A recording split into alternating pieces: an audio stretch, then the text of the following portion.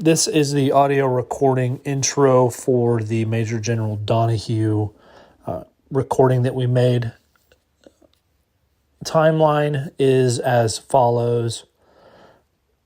March 26th was initial contact with Major General Donahue, and his response to us was in the same day. The day of the phone call that was scheduled between us and Major General Donahue's team was to be for the 31st of March, and it was conducted, lasted approximately 1 hour. In this phone call, the command team alluded to the email being leaked, the email in question being leaked on that previous Thursday, the 25th of March. There was quote-unquote forward-facing guidance issued to the command teams in the brigade on the 23rd. Also, that was a Wednesday. The email from Major General Donahue superseded that information, and it was quote-unquote not supposed to be leaked, but it was. The issue is that Major General Donahue's team, Major General Donahue doing what he wanted to on his own recognizance.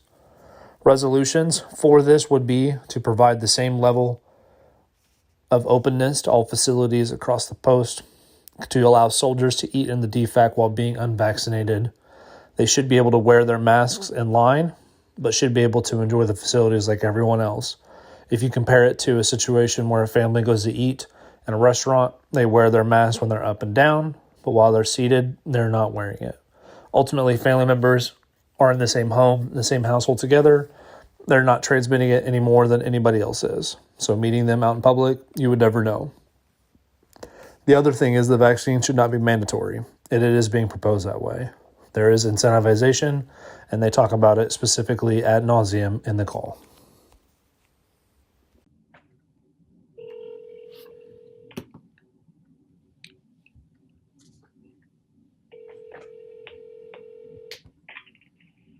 All-American Division. This is Burns. Hey, is this Colonel Thurner? This is Colonel Burns. Colonel Thurner is here. Yeah. Okay, hey, this is Jonathan. I just want to give you guys a call. I know a little bit early, but you guys know as well as I do in the military that on time is late, so I figured to give you a little head time ahead. So. Okay, yeah, that's great. Perfect. Let me tell you who we have here in the room. Okay. I'm Colonel Burns. I'm the Public Affairs Officer. Okay. We got Colonel Thurner, who's the SJA. Okay. His Sergeant Major, and we have the medical team here. Okay. Awesome. JAG, Medical, and Public Affairs here in the room.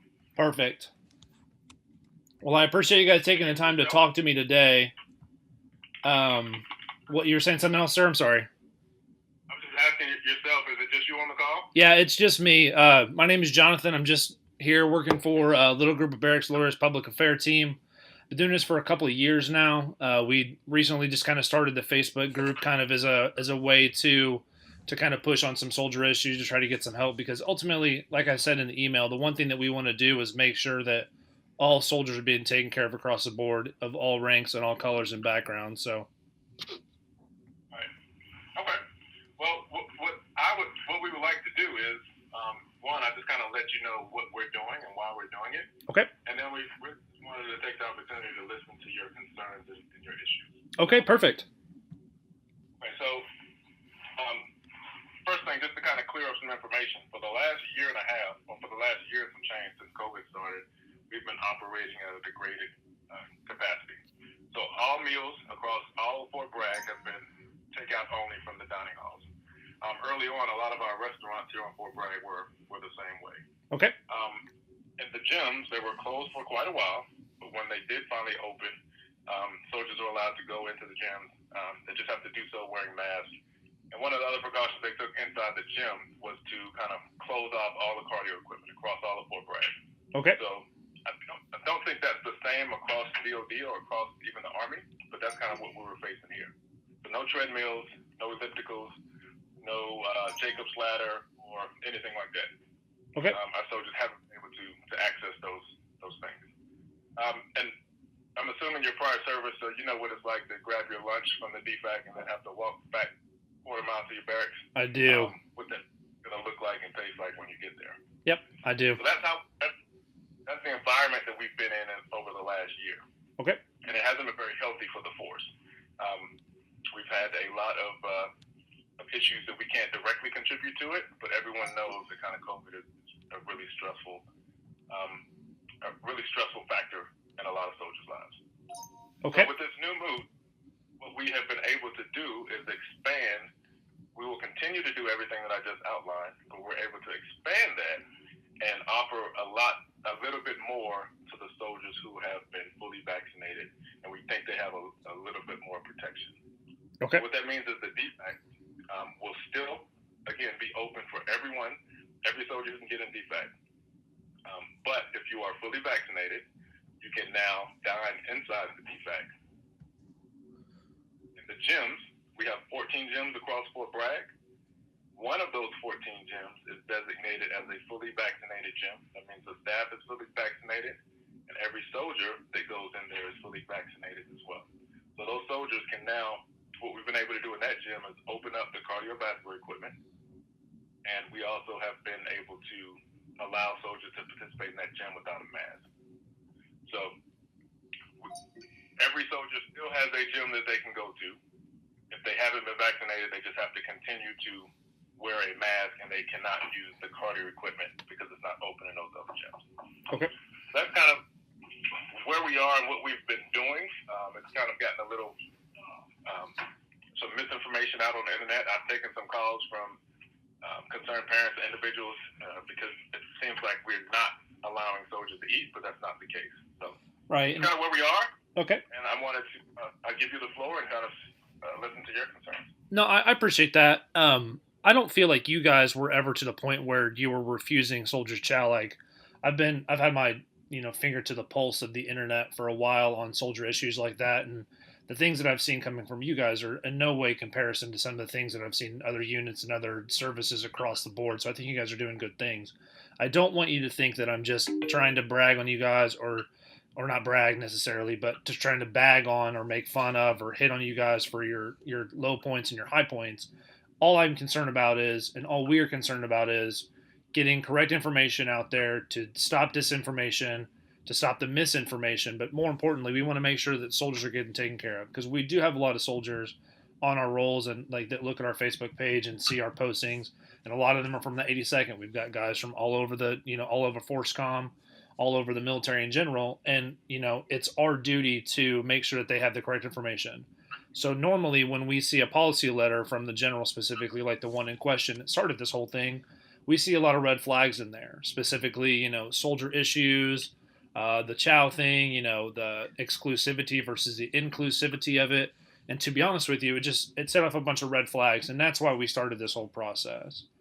I guess my biggest question to you is, going with what the DoD guidance was given to JAG, specifically in those TCUIs, what allows for the 82nd to be different than what DoD is preaching? Like, do you guys have new information? Is there something else out there that says, hey, do this instead of what DA and DoD are saying? Or is it just you guys kind of being 82nd and all the way? So this is Burns again. I'll address first your comment on the policy letter. For the record, that wasn't really a policy letter. That wasn't a memo that the CG signed and put out as guidance. For the record, an informal email to the commanders ahead of our public messaging, so that the commanders could prepare the battlefield, so to say, and start to get the ball rolling behind the scenes, so that when we roll this out on a Monday, nothing goes right on a Monday, especially at 6:30 in the morning. Things will kind of be in place, and it will be smooth for the soldiers. Unfortunately, someone who got a copy of that email just took a picture of it and posted it. So, it was probably not as concise or as clearly communicated as we would have done in a policy letter, because the commanders who he sent it to had the context behind it. So that's the first thing I'll say. Okay. And the second thing is, remember, we're a tenant unit on Fort Bragg. So, 82nd has kind of taken the brunt of this, because I think that memo or that email got out before we could actually message. But this is a Fort Bragg policy, and we are kind of falling in on what Fort Bragg is doing. For example, the gym. Pause the recording real fast. Tucker Gym is one of 14 fitness centers across Fort Bragg. Right. If you'll notice right there, what he said is that policy letter is not a policy letter, but he said that was supposed to come out with some forward-facing guidance that met the force. But then Lieutenant Colonel Burns, I think is what his name is, just said that the email actually got sent out before the forward-facing guidance. So I don't know if you caught that or not, but that's one of the big issues that we have with it is there's forward-facing guidance that was quote unquote put out on a Wednesday, and then that email was leaked to us on a Friday. But in actuality, if what Colonel Burns is saying, that email wasn't supposed to go out with the quote unquote policy letter, but it went out anyway. So I also don't understand how they could say that the email got out. I If mean, he the sent it email to the would say, commanders, correct?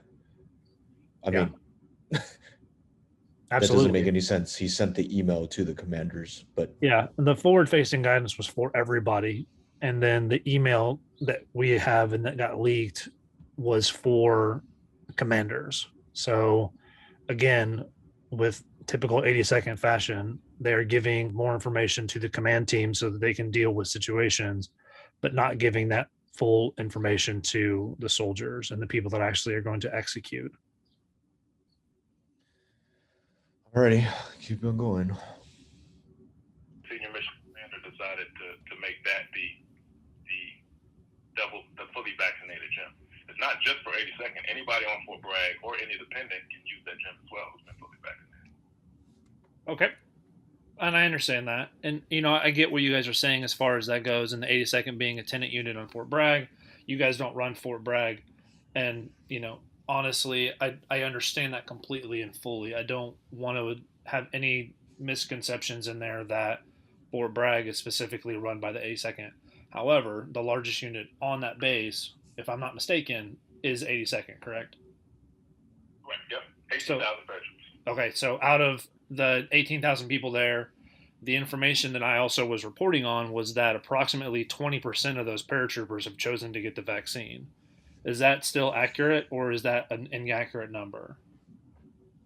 No, I don't think I can get into the exact numbers, especially on the record, but I would say that it's grossly inaccurate. Okay. Off the record, we are more towards a 50-50 opt-in versus soldiers who have not opted in. Okay, so even at 50%, that still leaves you with about 9,000 people who have chosen not to get vaccinated. Right. So out of those 9,000 people in the 82nd, with Tucker Gym being, I believe, the only one on post that has an indoor pool and it's going to be quote unquote fully vaccinated. Again, doesn't that seem like it's offering a little bit of an inclusivity with that as well? Like, hey, you can go to this base gym and it's got cool stuff in it, but you got to be fully vaccinated. And if I'm not mistaken, isn't Tucker Gym the closest one to the 82nd footprint? It's one of several in the footprint, but I would just ask you, what's the alternative? The only alternative, because the only way to do it safely is to do it the way that the senior commander has done it, and the only alternative is to say, okay, we're not going to open it, and then it's available for no one, like it has been for the last year. It's Right. really tough not having this stuff for the last year. So, that's the alternative to. It's never anyone's intention here, especially the commanders, to use this as a forcing function or to use it as some sort of exclusivity. 100% trace back to readiness, the readiness of the force, whether that's mental behavior health or that's physically, or just being able to kind of gather with a group of friends in the defect. All right, let's just put it on for the record right now. 82nd does not give a shit about readiness. The fact that this is being utilized as an excuse is laughable. And any future reports that we do from LGoBL will prove exactly that. The fact that readiness keeps on getting thrown around as the excuse of why they are incentivizing individuals to get the vaccine is 110% complete bullshit. Every single time we have brought up something in relation to readiness, they've always countered with some type of bullshit. This needs to fucking stop. All right, let's continue on. We think those all contribute to the betterment of the soldier.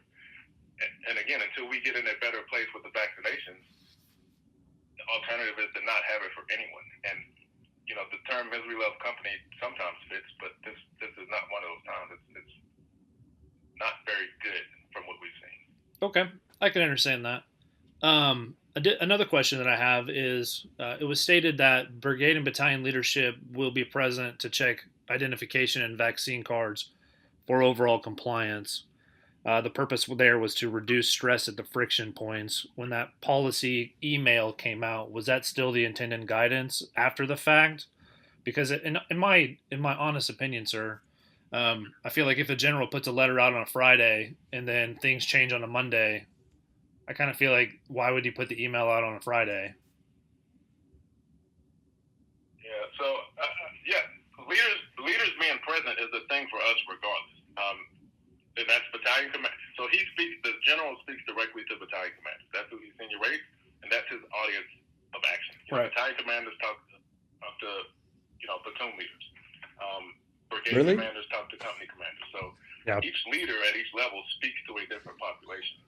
So when he said, I want battalion and brigade sergeant majors present, it was so that things went smoothly. They're not checking the cards. The defect managers are checking the cards. The privates at the gate that are checking your money are looking at your ID cards and match it to your pretty sure the policy letter said that they were going to be checking the cards. Hold on, before you talk. So say that again.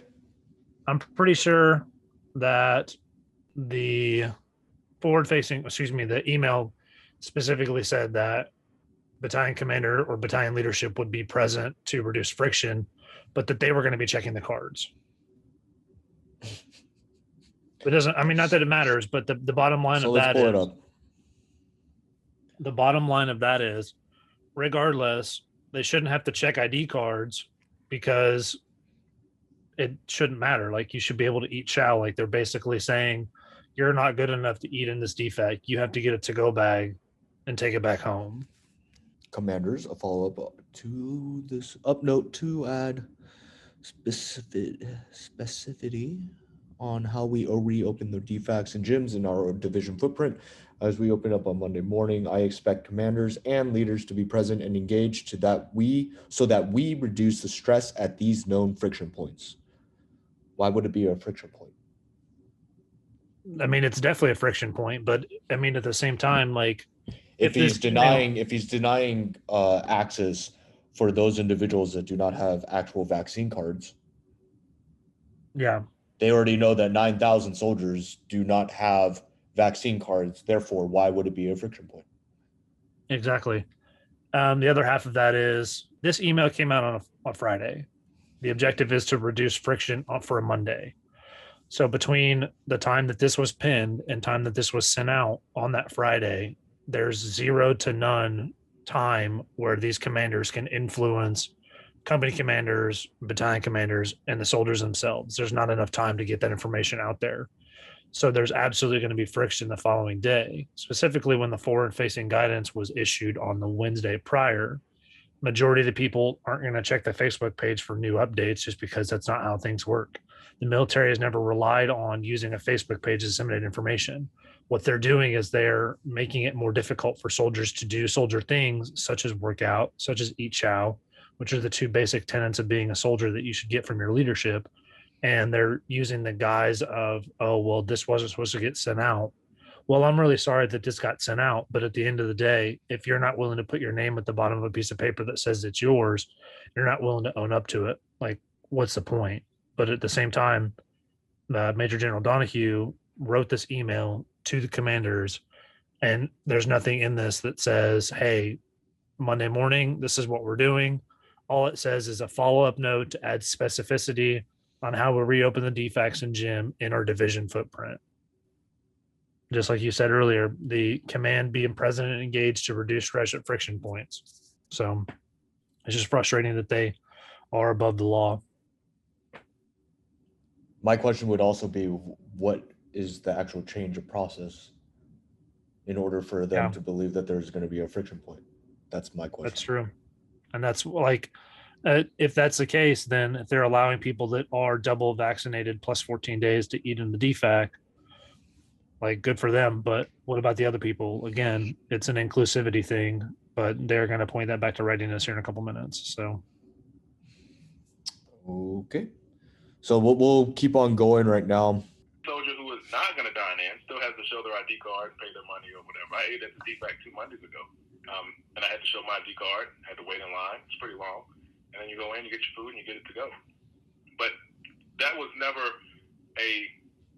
that was only to help the process run smooth. Like I said, anything new is challenging.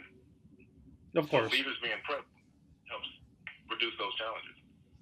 Right. And I understand that you guys want to keep leadership there, but at the same time, from a soldier's point of view, if you're having brigade and battalion leadership kind of there to reduce friction points when, again, 9,000 paratroopers are not vaccinated or have chosen not to, or maybe they not be fully vaccinated, or they might not be plus 14 days.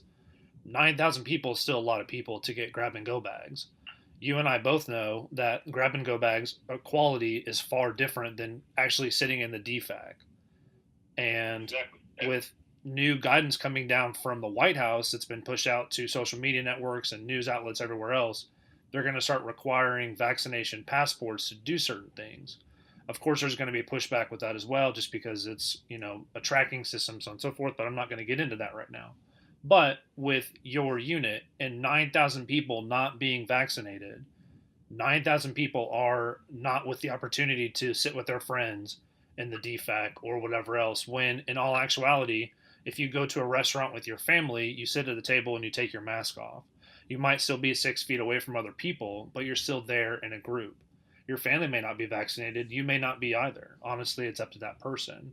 But at the same time, if you're requiring soldiers to get a vaccine in order to eat in the DFAC or to go into Tucker Gym specifically, that's definitely fostering an environment of inclusivity. 100%. So this is kind of what I'll tell you. I don't think the command doesn't necessarily see it the same way. Looking at the same problem. Of course I don't. Looking at the same thing, we see it a different way. We see it as there are restrictions and guidelines in place that prevent the commander from allowing people to dine in and use the gym facilities, as an example. So the commander says, how can I get around this policy better? Or how can I get around these restrictions, these OSD restrictions? One way to get around these restrictions is to have if someone's double vaccinated, they can use these facilities. So we're not looking at it as a way to prevent 9,000 people from using the gym or eating in the chow hall. We're using the vaccination as a way to allow half of the force or whoever's been double vaccinated to get into the DFACs and get into the gyms and improve readiness. And again, the number continues to grow, and we find ways to, just as we have over the last year, to kind of maintain our readiness for those who have not been vaccinated. But we have to operate within the parameters that the DOD has given us for the gyms and the DFACs and occupation. On post does not operate just like off post does, and that's between OSD guidance, and that's the who owns the installation command. They own MCOM owns all the bases, right. And a lot of times the senior commander for Bragg is just operating within the limitations that he's given, and he's kind of using the double vaccination as a way to not skirt those limitations, but to enable some soldiers to get those benefits and do it safely. Yeah, he's skirting the regulation for some of them, but the other ones are fine. Yep. Another thing too, though, is to quote the CUI once again, though, judge advocates should advise commanders to avoid instituting restrictive force health protection measures that may be perceived as incentivizing or coercing consent to receiving the vaccine, unless such measures are informed by the advice of medical experts.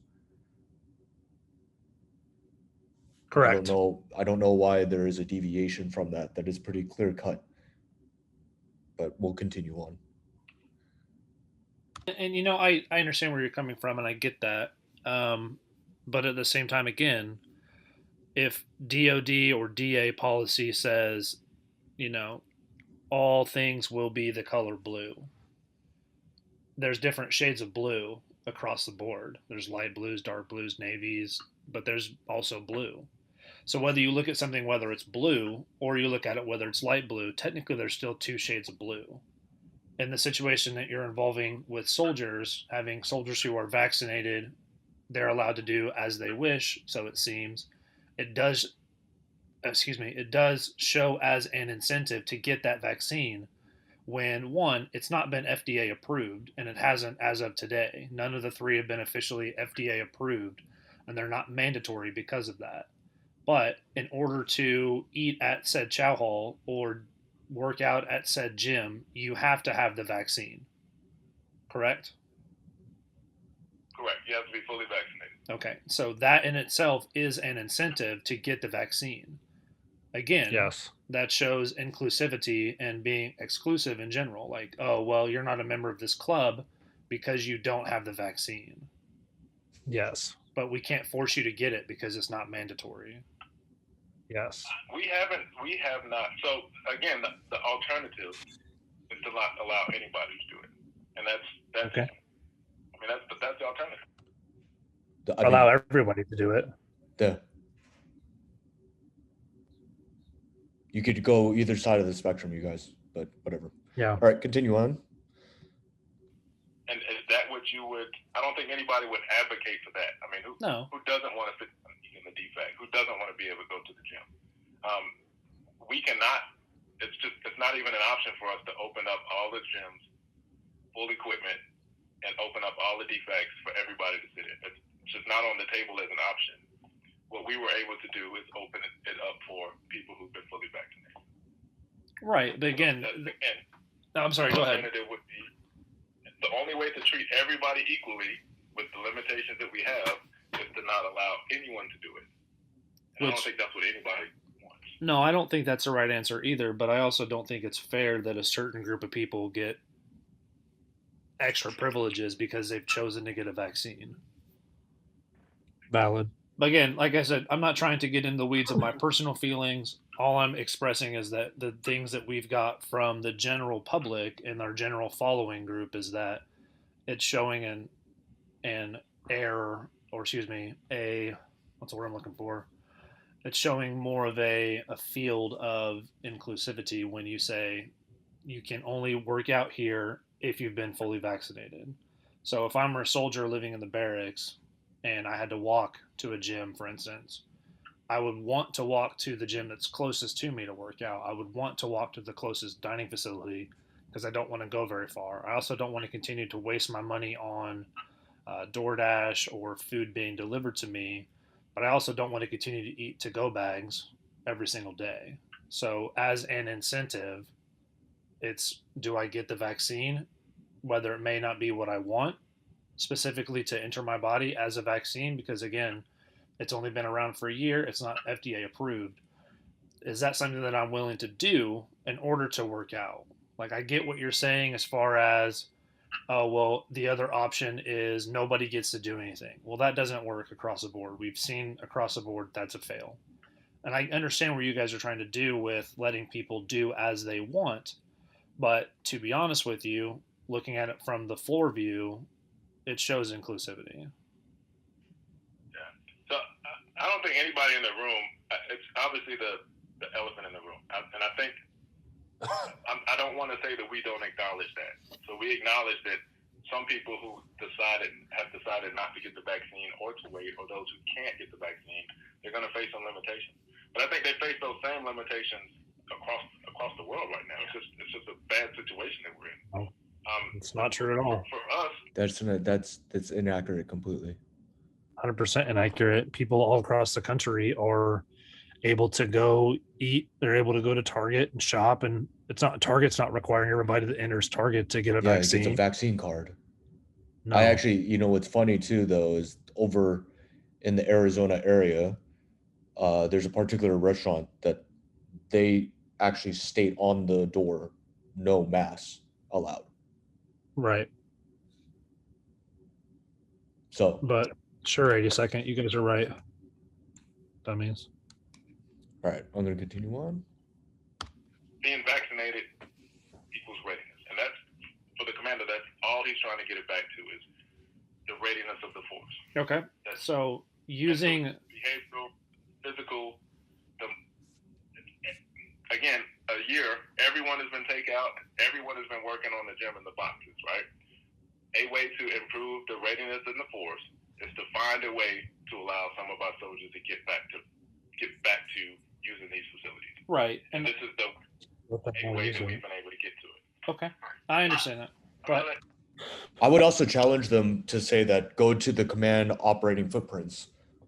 How many of them are actually wearing masks?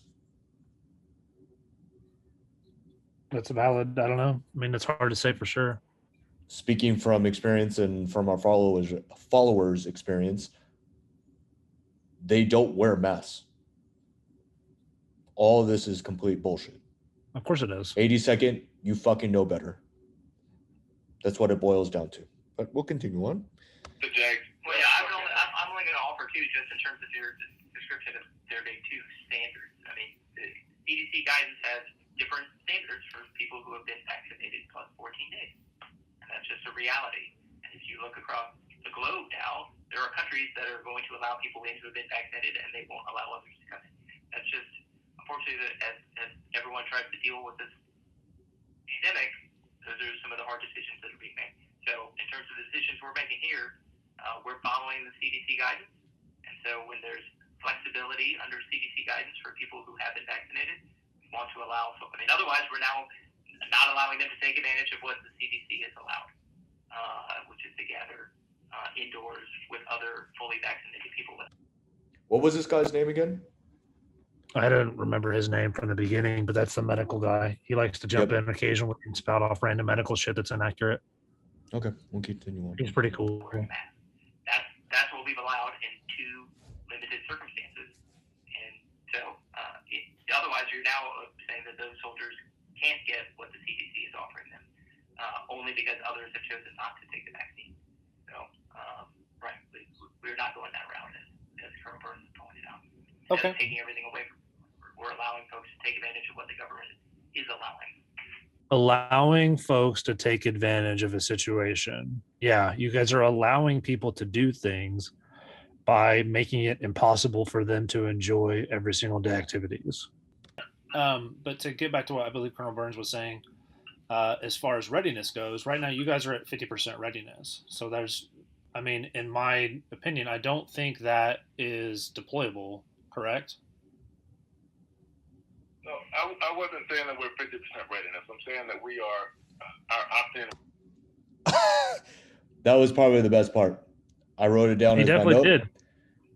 He definitely did. So if you're at 50% readiness, you are non-deployable. How does that sound for immediate reactionary force? 82nd? Doesn't sound very good to me. Oh. And that's another thing too, is the shot's not mandatory. It's not a DOD specific policy, transferring to an Asia Pacific region. You have to get yellow fever. You have to. You cannot go if you don't. If you're going to another part of the country or another part of the world, you had to get a G6PD. If you're G6PD deficient, you cannot go there. That's mandatory. Same thing with Hep A, Hep B for MPs and medics. MMR, rubella, all your shots. If you don't get your shots, that's non-deployable. Hell, if you've got 2 cavities, that's technically non-deployable. But these dudes are basically saying that it's okay that they have 50% of their force that doesn't want to get a vaccine. That's how they equate readiness to. Yes, earlier in the phone call, they specifically said that readiness is, important, and that's where they're trying to get back to. But now they're saying that 50% isn't their readiness. That's what this whole thing was about for them, is readiness. I don't understand that. We'll continue on. It hovers around 50% off the record. Okay. We find ways off the to record get after it. So again, we do PT. If you remember the 90s or the 80s, you couldn't go in the gym during PT. It was kind of off limits. It was only for the fat people. Or the profiles. We're running up and down Ardennes. Every company in the division has a gym in the box, which is essentially a full gym. And that's what we've been using for the last year to maintain our readiness. This just expands those capabilities, and that's what we're trying to do. Okay. And I understand that, and I would never say that you guys aren't trying to do PT, because being the 82nd, you guys do kind of have a lineage with doing some ridiculous PT. I was in the 101st myself as a young soldier, so I understand where you guys are coming from. But my biggest thing is, like I said, and I've been hitting the nail on the head or beating a dead horse many times about the inclusivity. Moving forward, though, I don't want to talk about that anymore because we're going to circle back on it. We don't want to do that. So there was some March 1st guidance from the Pentagon that stated that they have not decided to require service members to be inoculated once the FDA grants the vaccine's full approval. There was a military.com article that actually reported on that, but as far as CDC guidance goes, or excuse me, the FDA guidance, if the Pentagon is saying they're not going to require people to get the vaccine, why is the 82nd requiring people? Yeah, we're not requiring anyone to get it. It's 100% up to you whether you get it or not. Right, but if I don't get the vaccine, I don't get to work out at Tucker Gym, and I don't get to go to the DFAC, and I'm not up to the airborne standard, I believe. Correct? No, it's not. It's not a standard. It's if you don't get the vaccine, you can't. If you don't get the vaccine, you can't. The case, kind of what you just said. So, if you, it's not mandatory for anybody, and we preach that. There's no benefits to it. There's no pressure to get it. Leaders understand. He just slipped up. There's no benefit to it. Oh shit! Play that again.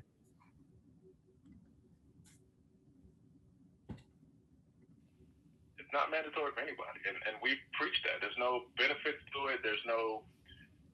There's no benefits to it. Hold on. Continue. All right, public affairs. I want to know what he says that too, because I think there's something after it. The reason I didn't pick up on it the first time. Sure to get it. Leaders understand. That it's completely up to you. Completely up to every soldier whether they get the vaccine or not. Right, but as you just alluded he definitely to, just said that. You're right. Yeah. Vaccine, I don't get it. That's an incentive. But he will not allow you to come into the country if you don't have the vaccine. And that's fine. Thailand will not allow you to come into the country without the vaccine, without your vaccine card. Right, What I'm saying is there are, as Colonel Thurner pointed to, there are limitations. That's just the world that we live in right now. I understand that, and I don't have any issues. I don't think anybody has any issues with official country limitations. But as a normal soldier, as a normal human in America, I'm not trying to make a trip to Haiti. I can't go to Puerto Rico right now because of vaccination requirements too, and that's considered part of the United States. Haiti itself being a different country, but from the information that you just provided, and not to talk OPSEC wise, I'm assuming that if a mission were to happen for whatever reason, you'd want people to go. To incentivize people to go, now you're saying you can't go if you don't have the vaccine. Again, if I'm choosing not to get the vaccine for my own personal reasons, I'm now delineating myself from being able to go to this mission and having the fun of going or the actual benefit of going, which again shows an incentive. Yeah, I think for us, it all links back to readiness again. But so I truly do think that we would continue to go in circles. But everyone here in the group kind of thinks the same way. So to alleviate the group think, I'm open to like what suggestions you would have. So for Tucker Gym, for example, or for the DFACs, someone outside, not connected, not involved with it, what suggestions would you give for us to take back to the commander to consider? Well, and that's I'm glad you said something like that. But to be honest, my state is going to go maskless April 6th. In certain areas, of course, federal buildings and whatnot, we're not going to be able to go maskless just because it's the federal property. But as far as the cities and the rest of the state goes, we are basically able to do as we want. So before you start talking on that portion, Prater, I think that we should definitely come up with something with the list of viable remedies to counter exactly what 82nd fucked up on. I think that would be beneficial, and it'll be open-ended question as well, though, to allow the followers to basically answer as well. We'll give them our top three, what we believe that 82nd should do, and then we will open up to the floor, and that'll open up a dialogue with all the social media stuff. Okay. All right, continue on. It's a choice to operate the mask. Now, being the fact that soldiers are contracted and they volunteered and they signed up and they raised their right hand, said, I state my, whatever else, do solemnly swear to support and defend the Constitution of the United States, blah, blah, blah. It's different for soldiers. The only suggestion that I would have is if you want soldiers to get something, it's not so much trying to incentivize it as saying, hey, here's the benefit to getting it. But at the same time, if I don't want to get it for religious reasons, I could be excluded from it in general. Is there, I'm sure there's some sort of setup for that for the odd people out of religious exemptions or people that have had adverse reactions to some of the components before due to other vaccines. But ultimately, what me and my team want to make sure is that it's not just the 80-second saying, hey, this is what we're doing. We don't care about the rest of the military. This is our standard, and this is what we want to do going forward. And that's the reason, the sole reason that we sent you guys the email was because we did get a hold of that screenshot of that email that was sent out from the general. And that threw up a ton of red flags. And his response letter threw up some more red flags too. So that's why we wanted to initiate this dialogue with you, was to kind of see exactly where your point of view was, to give you a little bit of feedback from what we're seeing and what we've been told. But as you said, as far as suggestion goes, why make mandatory vaccines a thing when they're not FDA approved officially? Like, can you guys just do mask mandates still and let everything be back open? Just like, you mentioned everyone in the state was going to be at a certain level, but the federal property was not. Right. So that federal property is kind of where we operate on Fort Bragg. So, you can do what you want in your state, but you can't do what you want on the base or on the federal property that you're speaking of. Okay. So we have to fall within the limitations of what is being done on federal property. That's kind of what Fort Bragg is. So that's what I was asking for. If you had any suggestions to how we could allow for the gym and the DFACs, the two facilities which we've opened up, found some flexibility to kind of open up a little bit more. What suggestions would you have to prevent it from looking like the haves and the have-nots, or the exclusivity and the inclusivity?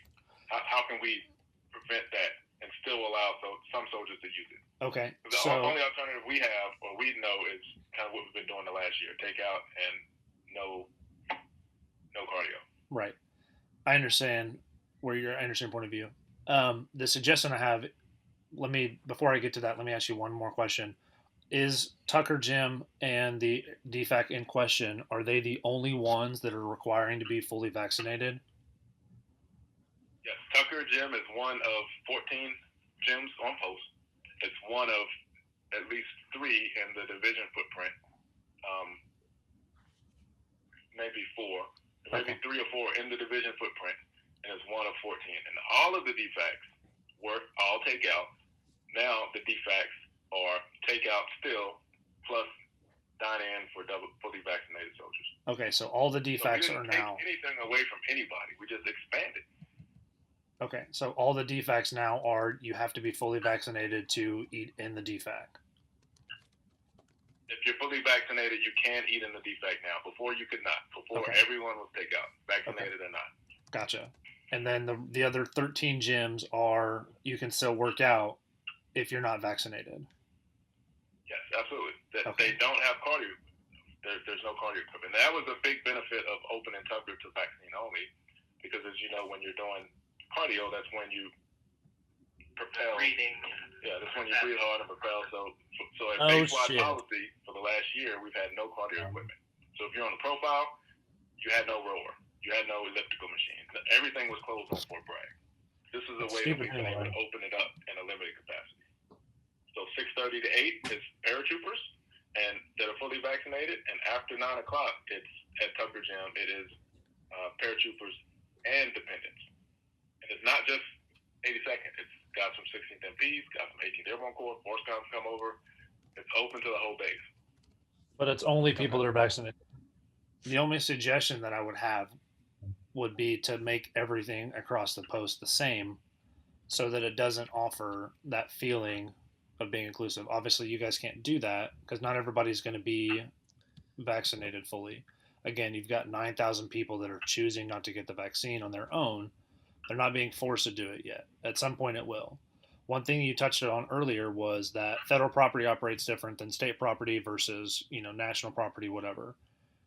Working for the federal government, I know people that are able to do as they wish as far as vaccines go, but they're also not being forced to do it. Nobody that I know that I've spoken to, and that I've got friends that work for the VA, I've got friends that work for, other, federal institutions, wearing a mask on federal property is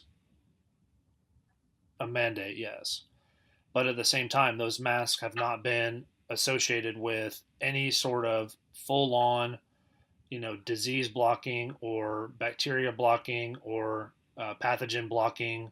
People are literally just wearing fabric masks, and that doesn't do anything to stop the actual coronavirus particles from passing anywhere.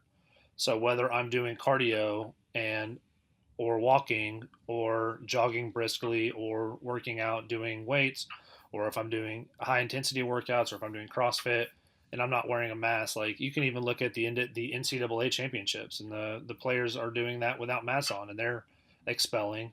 Again, that's different, but doing physical exercise without that mask on is no different than doing physical exercise with that mask on, because it does not stop the particle transmissions.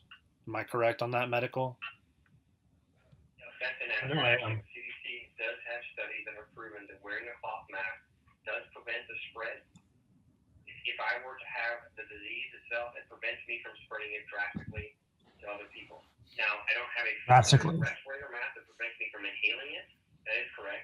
But it does prevent me from spreading it, because it does reduce the amount of particles or particulates if I were to cough or breathe or anything like that. So I'd say you were inaccurate on that portion, though. Okay, that's fair. Again, going forward, though, as far as suggestions, like what is it that's so important about being fully vaccinated that is a requirement across your footprint? Why not just make it so that everybody can work out as they want to and get your numbers up so that everybody can go across the board, instead of just making it, you can only do this if you get vaccinated? Is there an opportunity for that? I'm sorry, go ahead. No, I was done. What my question was, is there an opportunity to make everyone able to do as they wish and get the vaccine if they want to? Okay, again, we are allowing everyone to choose whether they want to have a vaccine. We are encouraging people to do the research and look into it, and frankly, on a daily basis, we're getting more and more people opting in. So I think the message is being received in that. But in terms of what's the danger of just allowing everyone to do whatever they would want, one, we don't have the authority to do that here on the installation. Two, I think it would put the force potentially at risk. So what we are allowed to do is follow CDC guidelines, which allow for specific indoor gatherings for fully vaccinated individuals without masks. And so that only applies to people that have been vaccinated plus 14 days. We are complying with that CDC guidance and allowing people who meet that requirement to take advantage of what the CDC is allowing. Otherwise, under your model, we're either putting everybody at risk, and frankly, we don't have the ability to just allow everyone to walk around and exercise without masks. But two, if we were going the opposite of not allowing people to do this, then we're precluding people from taking advantage of what they've earned. I don't know if it's earned, but what they've gained by virtue of now having been vaccinated, having that extra layer of protection. So that'd be a response to that, Jonathan. Okay, I understand. I appreciate your responses. I don't think I have any further questions. We've kind of touched on everything. Is there anything else that you guys would like to talk about, or that maybe you have a question on that I could field for you? Yeah, so for us, honestly, again, trying to step away from the group think, we are, at least my team, sometimes we have a hard time understanding why it's taken as someone's taking something away from someone, instead of offering more services to soldiers. And I think that email that got out, the way it was worded, again, the commanders had the context for everything. That's why.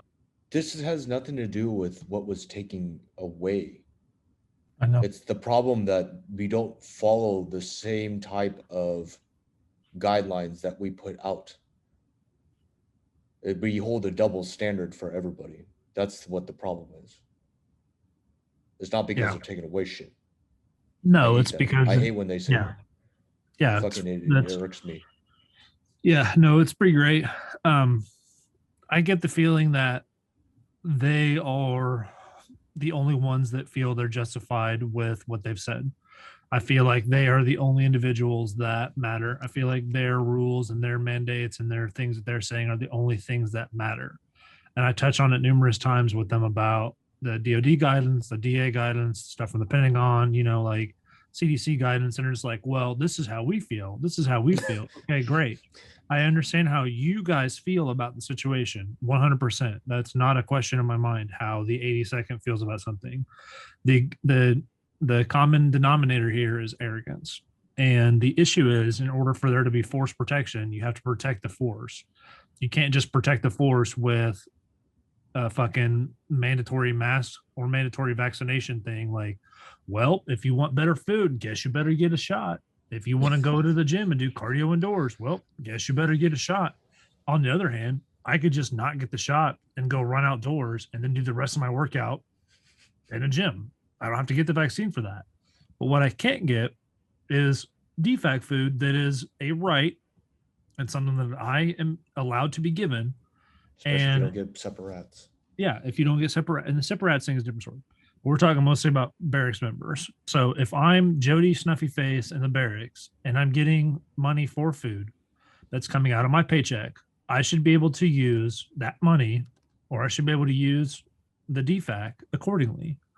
And if I choose not to get a shot for whatever reason, whether it be my personal belief, my religious belief, or the fact that I just don't fucking want it, I should be still able to eat in the chow. It's irregardless. Like I said in the call, a family can go eat, and then once they sit down, they take their mask off. That's stupid. If I go to a restaurant that's got a buffet table, all I do is put my mask on, I walk to the buffet, and I'm essentially transmitting the same thing because they're not wiping down the fucking utensils every time. They're not wiping down the spoons when I get in my ambrosia salad.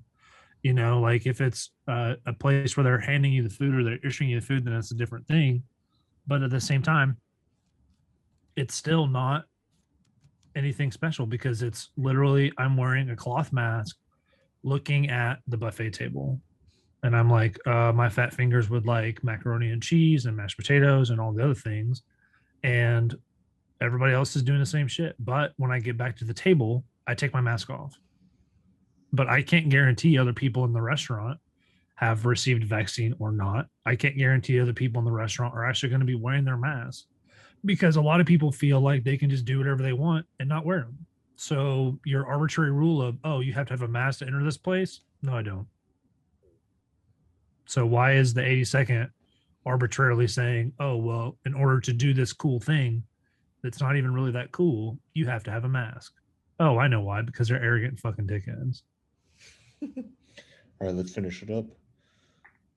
It wasn't as detailed as our message, our public-facing message was, but just from your perspective and what you've heard, how can we make this a not taking things away, but lifting restrictions for some people?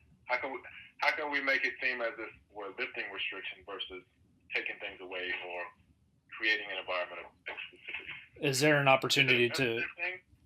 I'm sorry, I didn't mean to cut you off. Go ahead, sir. I'm just curious. Is it messaging, or is that how actually people are taking it? Like, hey, he can go to the gym and I can't, so they took that privilege away from me. I can 100% promise you that people took it that way, and that's why we reached out in the first place, because we had a lot of people. Like, I don't know what time the email officially got leaked per se. But I do know that we have people that send it to us. We sat on it for a little while.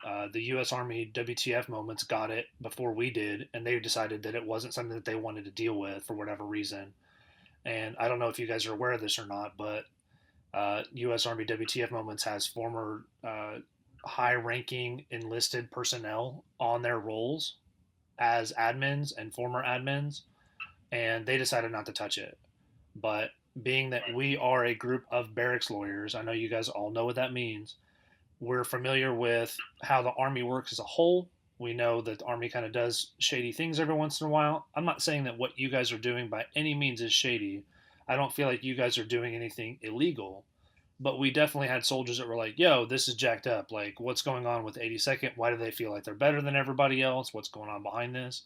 And we sat back and we're like, okay, well, let's gather some actual factual information, which I did in the first email to you guys. And ultimately, if the general's quote-unquote policy memo that came out to people that already had other guidance. Why wasn't that included with the guidance? Is there a way to get a copy of that guidance so we can compare the two and see where the disinformation started? That way we can help push your memo out as well as or excuse me, not your memo, but your side of the story out as well as ours. It's actually posted on our Facebook page. So we posted that on, I want to say Thursday or Friday. Okay. On the 82nd Division. And it has the picture of the Tucker Gym. Has the picture of a guy doing a deadlift, really small guy. Oh, really? I know we talked about this earlier, but it's just like, good job, public affairs. We tag you for a specific reason. We're not hiding behind anything. So yeah, that's good. We didn't know what you were talking about, though. We have no idea what post you were referring to in regards to Tucker. And actually, what they did is they shared 18th Airborne Corps / Fort Bragg's post.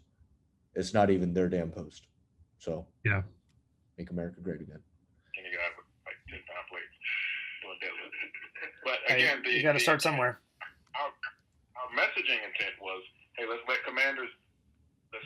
tell commanders what to do, give them some specific guidance, with them having the context, and with that guidance, we will then message publicly so that everyone knows, hey, Monday morning at 6:30, there's going to be a change. That was the intent behind the messaging strategy. But obviously, with the first one being seen without the full context, I think that kind of threw everybody up in arms. But so you see it as a messaging issue and not a policy issue? No, I could honestly it's see both. both sides of it being a policy issue. I feel like if the general is willing to put out a memorandum, whether it be in an email format or actually policy letter, and attach his initials to the bottom of it, I feel like there is an issue there, especially if there's forward-facing guidance that's already been put out that's not being completely disseminated to the public per se, as you put it. Like, yes, there's a Facebook page, and if the information's put on there, somebody actually has to go look at it instead of saying, hey, this is what we've got to go with this other information. Again, the information that we had that was sent to you guys in that screenshot that was leaked is basically just a general saying, this is what I'm going to do and this is what we are going to do for our division. And that's what throws up the red flags to me, is saying, hey, if he's willing to do this, knowing full well what DOD policy is or DA policy is or CDC guidance, Pentagon guidance, the CUI information to JAG so that commanders can, be referred to JAG accordingly, make sure everything is legal across the board. If he's willing to just drop this email and say, this is what we're doing, like, that throws up a big policy issue, because it does boil down to it being mandatory versus not being mandatory. DOD always does weird things with vaccines. Like, I was in long enough to know when the Larium and the Mefloquine thing happened when we were in Afghanistan back in the day. So I still have nightmares from taking those medications, and we didn't fully understand everything that happened with it. We wouldn't have known that 20 years ago. Nobody would have. There's no way we could have specifically said, hey, this is what the future is going to hold for us. What we want to avoid is having soldiers in the same situation, like, well, I was forced to get the coronavirus vaccine so that I could go to the gym, and now I've got X, Y, or Z wrong with me. Or similar to, like, Agent Orange, like, hey, I got this cool barrel, I'm going to fill it with water and take a shower, and now I'm going to deal with, or 30 years later, I'm going to deal with deadly some odd cancers that nobody has any way to treat or any knowledge of, and now I'm basically dealing with Agent Orange poisoning, and it's considered Agent Orange as a whole. Ideally, in the future, we don't want people to have the same kind of situation when they deal with coronavirus, vaccine fallout, or whatever else. It's going to happen. It's just going to happen to a certain number of people, like everything always does. Some people are going to be fine. Some people are going to get really, really sick with it. There's always that bell curve as far as medical things go with inoculations. But as a whole, the point is, if it's mandatory, I think that's a policy issue in itself. If somebody's willing to put out memorandum saying this is what we are going to do regardless of what DOD policy is or DA policy is, I think that's another internal policy issue as well. The messaging part of it is definitely the timing situation. It could have been foreseen better if there was forward-facing guidance put with it. Honestly, I didn't know about this forward-facing guidance until today. Do you see space in between the two messaging? Do you see where we didn't No. intend, or the commander didn't intend for his message to be Yeah, of course. outside of any of the other guys. So Then why did you write should it? not be in contrast to anything that. Say again. If he didn't intend for his information to be put out, why did he fucking put this email out? That's stupid. We already know. It's dumb. That's dumb. I know it's arrogant. It's arrogant dumbness. But at the same time, like, okay, so the email's out instead of being like, oh, the commander didn't intend for this. Well, no shit, Sherlock. That's why we're having this conversation, because I want to figure out the answer. But at the end of the day, it's out. And if, like I said, Colonel Burns said this earlier, it boils down to when was the forward-facing guidance put out? It was supposedly on a Wednesday or a Thursday, or it could have been the same day. I don't have the Facebook post in front of me, but it doesn't matter. The point is, if the general's not willing to stand behind his own email, quote unquote policy letter or memorandum, whatever buzzword you want to put there, why would he write it in the first place? Yep. He's an arrogant dickhead. All right. Let's keep on going. Sorry. Okay. By CDC, DOD, or OSD. So I'm not 100% certain what you're talking about. Yeah, I was gonna say that. Yeah, the one characterization you keep saying is that we're deciding to do something despite the guidance. I would counter and say we are doing what we're authorized to do under the guidance. We Pass. feel like our policies are fully in compliance with. Dumb. No. That's the dumbest shit I've ever heard. Legal is in there too. Yeah, legal hasn't said a word this whole time. The JAG itself has not said a word this whole time. It's all been Colonel Burns, the PAO, and that medical major or whatever the fuck he is. All right, let's keep on going. We're almost done. With all the appropriate guidance from SecDef, from the CDC, etc. And upwards of almost 100 million folks across at least in the United States, are getting the vaccine. Everyone in this room has gotten it, so we 100% feel you when you talk about the future ramifications. But we trust here in the room. We trust the science, and a large number of the people in the division have opted in, and they trust the science. Yeah, I know. If you put yourself in my boss's shoes, in my commander's shoes, and the commander says, "Hey, I'm going to open up the entire base to all the gyms and all the defects for everybody to dine in," you would probably slap him down and say, "Hey, you're putting the force at risk." If he opens it up to some, you can't slap him down if he opens it up to double vaccinated people. And that's kind of the way the commander's looking at it. If I'm trying to put it in an analogy, it's not to force people to get the vaccine. Obviously, we want people to. It's not an incentive. We're not trying to twist anyone's arm. It's just not the spirit. That's not the intent. That's not what the teams here are going for. There's no punishment if you don't get vaccinated. No, and I'm not saying that there is a punishment for not getting it. However, this is going back to the incentivizing thing.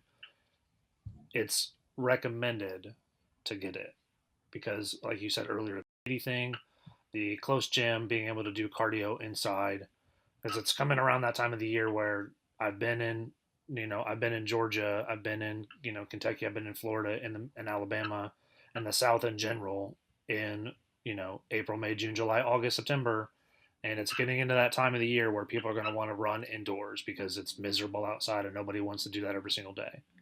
But at the same time, if it were me and I were your boss's boss and I were penning a letter that was potentially conflicting with DOD and or Army policy, I wouldn't send anything to anybody, period, just because of the optics of it. And that's what it boiled down to here was the optics of it. It looked really, really bad that was sent out on a Friday or Thursday, whatever day it was, before everything else happened. Like, yes, you guys had the guidance and it was going to get pushed out. But at the same time, it looks really, really bad from an outside point of view of, oh, dang, what are these guys doing? This is ridiculous, or this is right, wrong, or this is, positive or minus or negative. I personally wouldn't have sent it, but I get it. I understand what you guys are trying to do to increase your readiness. And I do believe that is the right way to do the whole thing. And I believe it's the right way to move forward.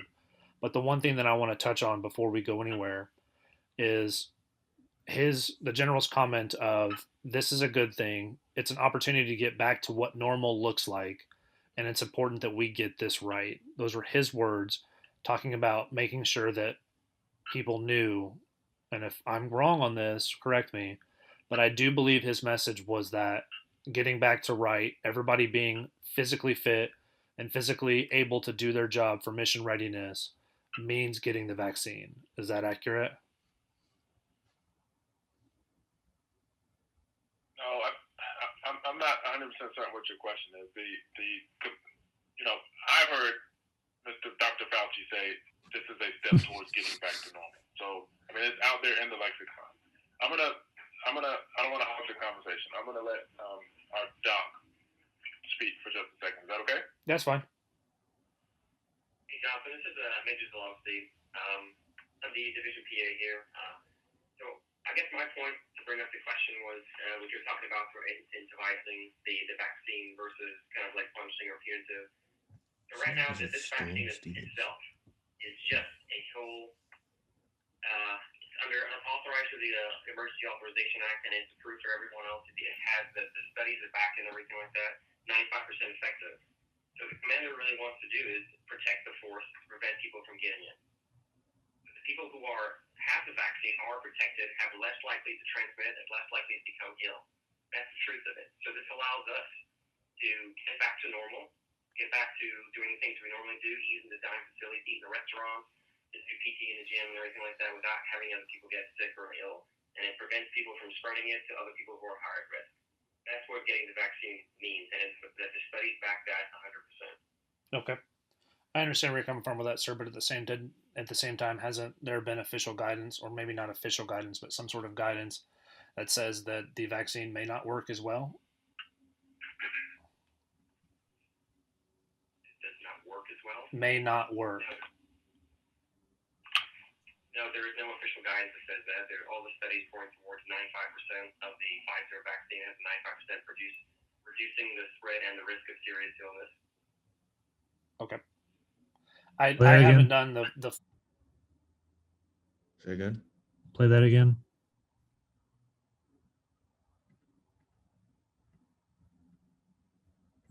Hasn't there been official guidance, or maybe not official guidance, but some sort of guidance that says that the vaccine may not work as well? It does not work as well? May not work. No, there is no official guidance that says that. All the studies point towards 95% of the Pfizer vaccine has 95% reducing the spread and the risk of serious illness. Okay. Pause I that. haven't done. So what he said was 95% of the vaccine show a 95% reduction rate in transmission of the vaccine. If I'm not mistaken. COVID.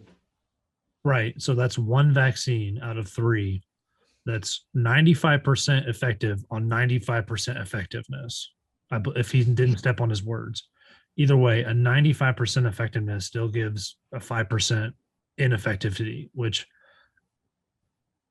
if you go back to what I just said right before that, I said, aren't there studies that show the vaccine doesn't work? And he said, no, there's nothing. He said, no, there's nothing that shows it doesn't work. But here's a fact that says it doesn't work. Okay, cool. All right. We're almost done. The full deep dive on the research to see if there is specific guidance that said that. I was curious. That was my question to you, was if there was guidance out there that said that the vaccine did not work. No, there is definitely no guidance that says it does not work. Okay. And, you know, I understand where you guys are coming from with it. And like I said, it does boil down to a readiness thing. My question was about the general statement of it being a good thing, getting back to what's right. What, to put my readers and my supporters at ease, what was meant by that? Do you have it in front of you? Can you? Yeah, his comment was, it's a direct quote. It said, this is a good thing. It's an opportunity to get back to what normal looks like, and it's important that we get this right. Okay. In the context of getting the opening of the DFAC and the opening of the gyms right. That's why he wanted leadership in there. Because think about it. If you show up and you're like, hey, I have a picture of my card, or I don't have my card, or I got the vaccine, or I have something else. Why is it fair to put it on that PFC to decide? The PFC is manning the register to decide whether or not to let you dine in. So that's what he meant by get this right, get the reopening right, because this is something that we haven't done in over a year and a half, over in a year some change. So I'm sorry, that's as you say the whole letter together, that puts it in context for me. Yeah, that was a direct quote. It's actually from the last paragraph right above the signature of all the way. So again, the brigade commanders were in a room and they talked about it, so they had the context. So when you read that without context, it may be taken a different way. Right. That's why the public-facing messaging was very clear. Okay. But when he said Oh, was it's it? important that we get this right, it's important that we get Monday morning 06:30 and Tucker Gym right. Okay.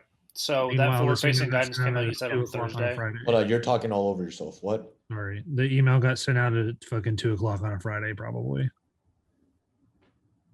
That's how you get soldiers ready for things, is by 2 o'clock on a Friday. Sorry, continue. Let me pull up the Facebook page.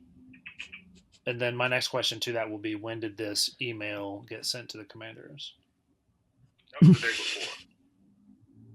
Okay. So Commanders, the email went to the commanders, and then the day after, we put up the message. okay. So we got a hold of Which this is- about Pause it. That directly contradicts everything they said earlier. Because he was saying that the email was sent on Friday. So what day was it actually sent out? Because we got it on Friday, the day it supposedly got sent out, and that seems ridiculous. So I don't think he fucking knows. That's why I'm saying. Let's see. We got it on Thursday. Okay. So then that was sent He on got a Thursday. hold of it on Thursday. So That was sent on Thursday. The forward facing guidance was then put out on Wednesday, the day prior. And then they had a day maybe to fucking react to all this shit and all the changes.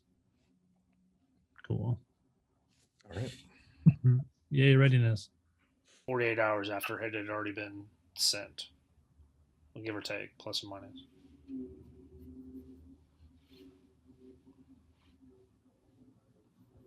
Hold on, I'm trying to look back at a record too. No, you're fine. I appreciate you doing this so we can actually get it and try to put it to bed. Because I mean, ultimately, like I said earlier, I don't want you guys to think that we're just looking for a way to get that gotcha moment on you guys, or looking for a way to discredit why you guys are doing things or anything along those lines.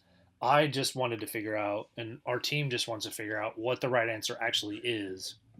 And that's why we directly messaged you guys, because we wanted to know. Like, we don't want to just continue with the rumor mill. We don't want to continue down this road and be like, oh, well, they could be doing this or they could be doing that. I'd rather just come to the source and be like, yo, what's up with this? Yep. Yeah, the email went out on that Wednesday, March 24th. Okay. And then that forward-facing guidance was put out on the next day, meaning the following Monday, 06:30, everything would go into effect. Right. Okay. Gotcha.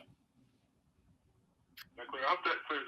I hope it at least clears a little bit up. And again, there are times when you can look at two people or two groups look at the same problem set and see two different things, and I think that's okay. The commander is confident that what we're doing is the right way to get after readiness, the right way to move back towards allowing soldiers to be healthy, to improve the health of the force, and as things continue to open up, or as things continue to get better, we will continue to expand opportunities for soldiers to do things. Ideally, all of our DFACs are down in for everybody. Ideally, all of our gyms are fully opened up, but I think the numbers have to get a little bit better, and the science has to back that before the senior mission commander for Bragg can do it. So we certainly appreciate you reaching out to us, and we know you're speaking on behalf of paratroopers or soldiers in general. And we certainly appreciate that. Yeah, most of us are dirty legs. So, Are you familiar with the little group of paratroopers? Are you familiar with the so that's actually where our founding father, I'll call him. He's super familiar with it. And that's actually where the name came from. That's its root, is the little group of